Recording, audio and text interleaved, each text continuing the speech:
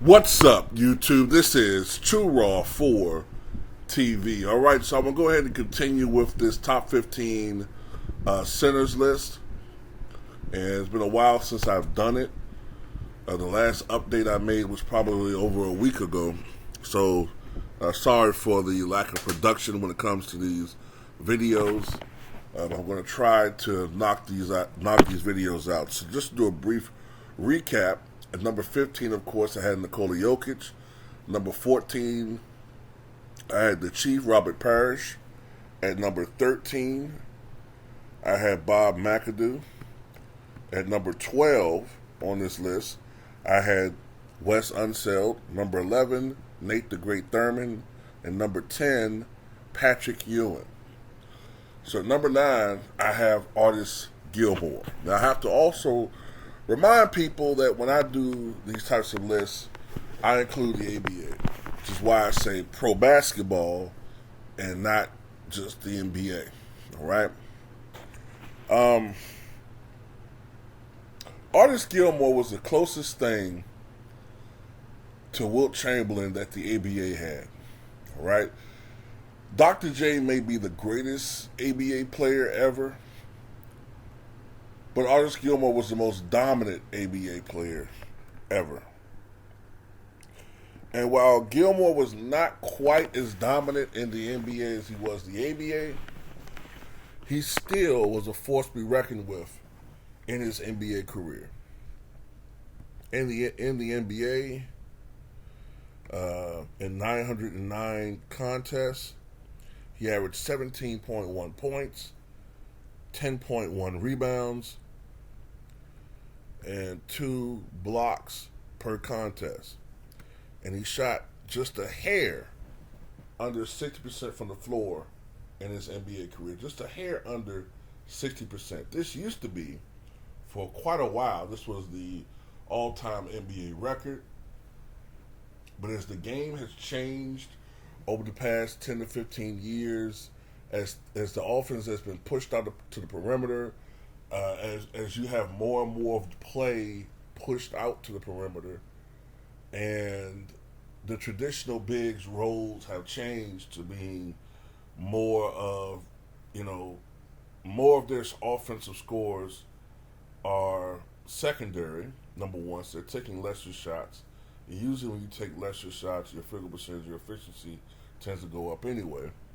Secondly, most of these guys today, most of the buckets they get are putbacks, alley-oop dunks, transition dunks, transition layups, putbacks, but I haven't said that yet.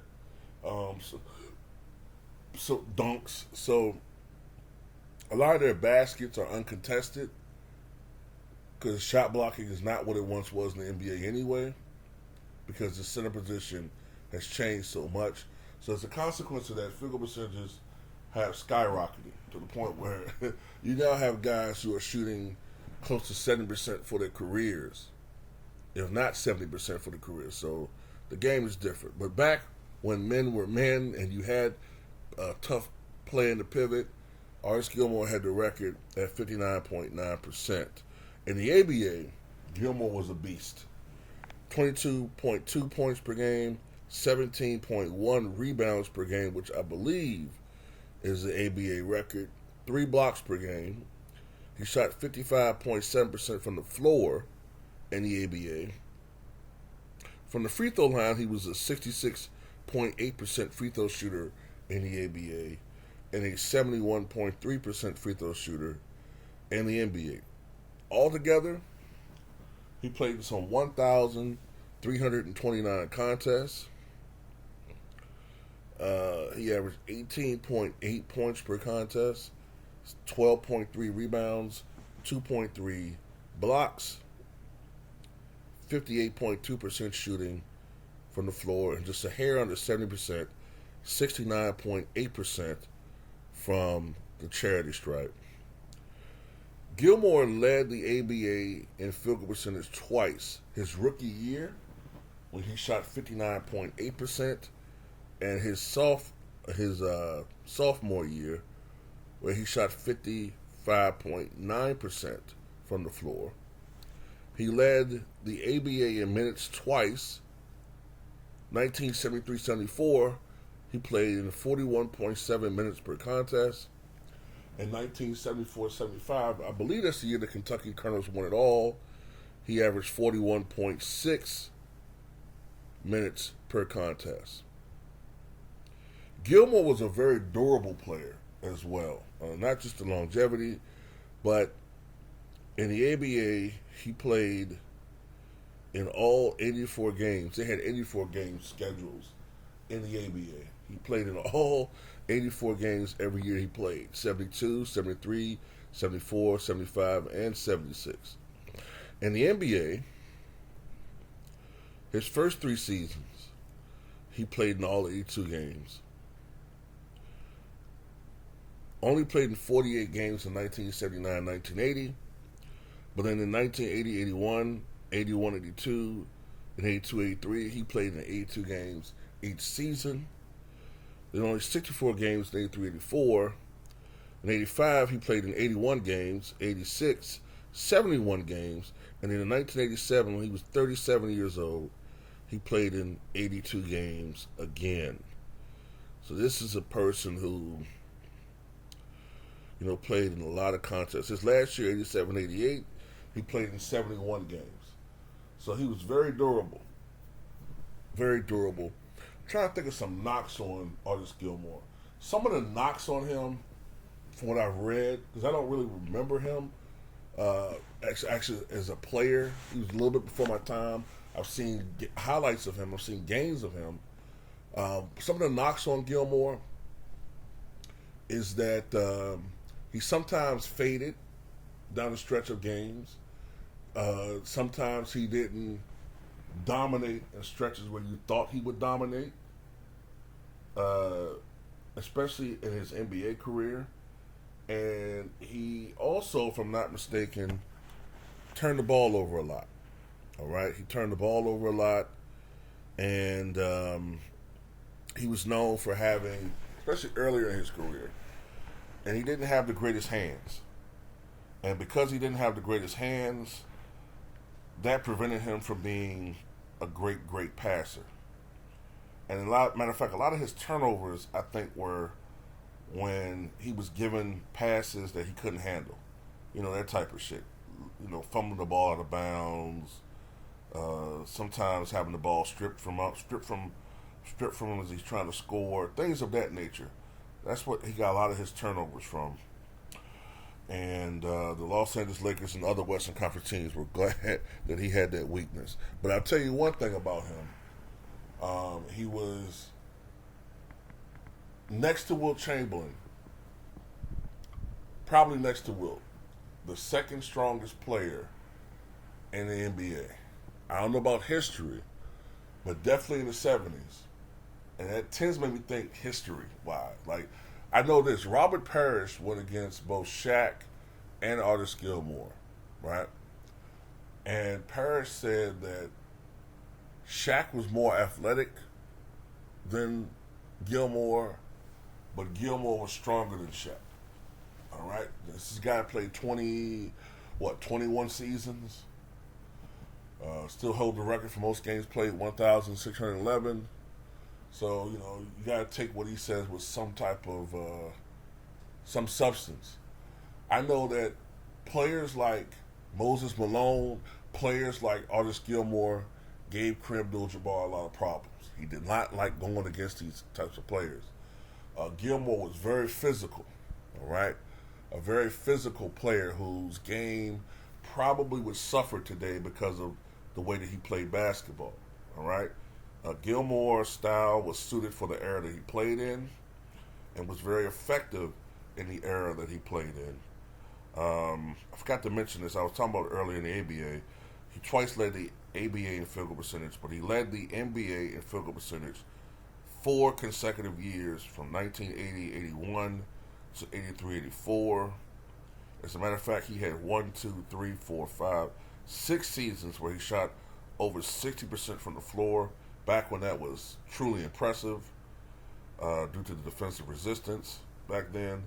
As a matter of fact, 80-81, He shot 67% from the floor that year. 67%. Incredible. 67%. And he only took 10 shots per night. He only took 10 shots a night. You could argue that, sometimes he wasn't aggressive enough offensively. But he only took 10 shots a night, but still wound up averaging nearly 18 points per night because of his efficiency.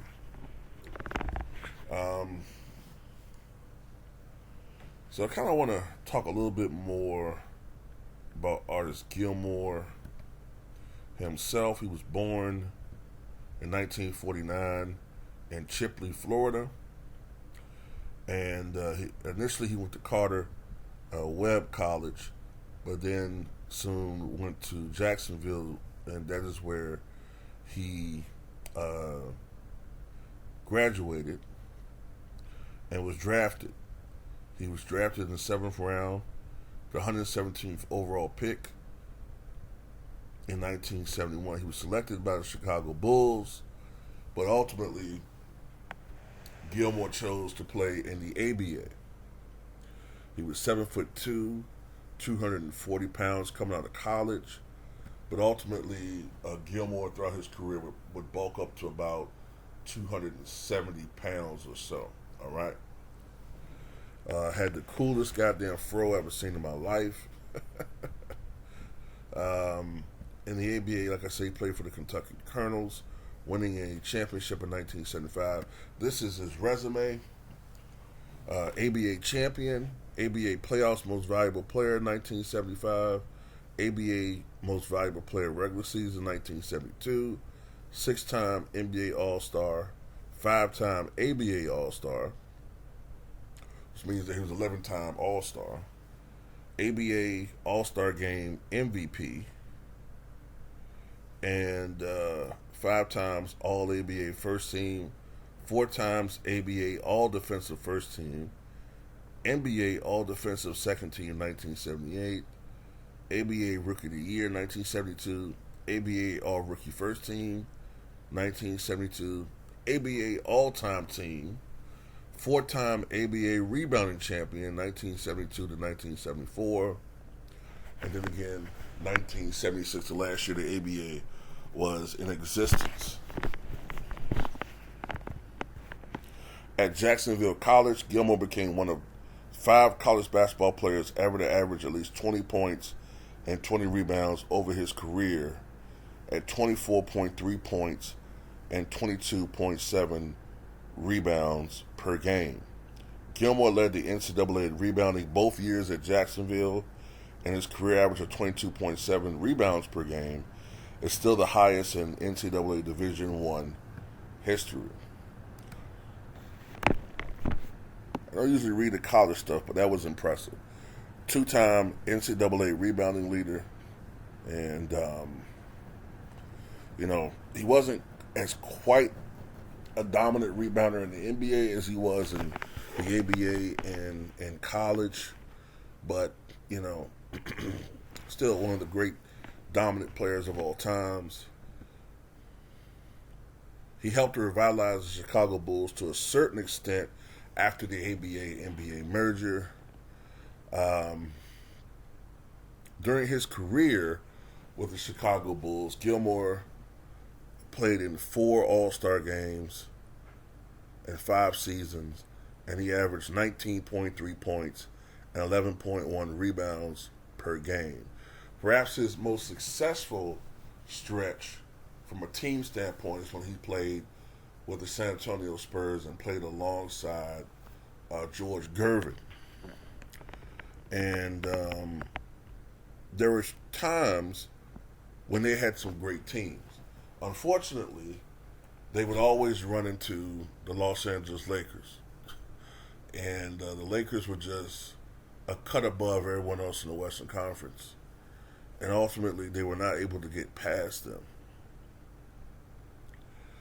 And they just didn't have enough weapons to deal with the Los Angeles Lakers. And ironically, I know we think about the Spurs as a great defensive team, but If I'm not mistaken, I think the Spurs were not a great defensive team at that time. They could score, but they were not a great shutdown defensive team back then. Then again, of course, you're not going to shut down the Showtime Lakers anyway. You can slow them down, but not shut them down. And pretty much all I got to say about this guy, man. I mean, just physically dominant and, just tremendous shot blocker for his time. I just want to read this from his bio and from the Hall of Fame. Artis Gilmore was basketball's greatest gentle giant, standing standing 7 feet 2 inches. The A Train, which was his nickname, was a force of nature, but his low-key disposition offset his impressive physical stature. His professional career lasted 17 seasons, starting in the ABA, where he quietly dominated centers, managing 1 championship, 4 all-defensive team honors, and 3 MVP awards. 1 regular season, 1 playoff, and 1 all-star. His long arms and quick feet helped him block shots from clear out on the perimeter, shots that ordinary players never dreamed of reaching. Gilmore played during an era of great centers and thrived, still holding the NBA career record for highest field goal percentage at .599, 59.9%. He no longer holds that record. A unanimous first-team All-America his junior season at Jacksonville University, Gilmore carried the Dolphins to the 1970 NCAA Final Four and National Championship game. He led the nation in rebounding 2 seasons, and his career average of 22.7 boards per game is an NCAA record. And, of course, Artis Gilmore is in the Hall of Fame, as I just mentioned. And for his career, he scored 24,941 points, grabbed 16,330 rebounds, and blocked some 3,178 shot attempts. The A Train, Artis Gilmore. Tell me what you guys think.